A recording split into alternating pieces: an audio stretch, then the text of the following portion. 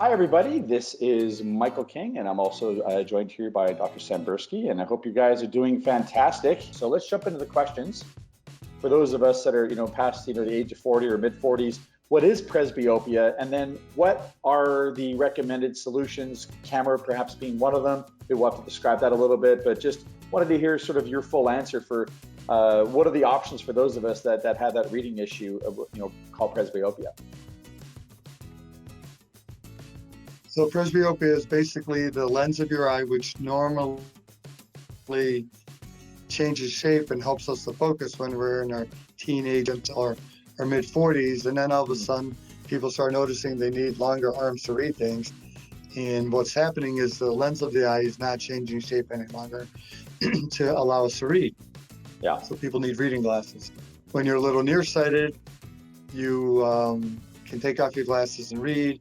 Sometimes people, when they're wearing their contacts or when they're wearing, or if they're a little farsighted, will notice they need reading glasses a lot. And one of the abilities that we have is there's a couple ways of treating presbyopia. One is called the camera inlay, which is almost like a little pinhole device that goes into the cornea. We can do it at the same time as LASIK, and it allows people to read. We only put it in one eye, the non-dominant eye, and we've been getting very good results with that. Another potential option is something called monovision, where we leave one eye a little bit nearsighted, and then the patient uses that eye for reading and the other eye for distance. And there's also another possibility, it depends on your prescription and your age, but that's called a clear lens extraction, where we can remove the lens of your eye and put in a multifocal lens. And that's becoming more common now that the multifocal lenses are becoming more improved and people are getting better outcomes with them. Maybe just to kind of piggyback off of that, could we talk a little bit about the lens options? I know, the focus is laser vision correction, but I think just for those people that maybe don't know enough about the different lens options and what would be an ideal age for someone, or anything you'd like to speak about, that would be great. Well, a couple of things. One, sometimes we'll see people who just have a very high prescription. They're outside the boundaries of what we deem safe for LASIK. Yeah. And there is a lens that can go inside their eye.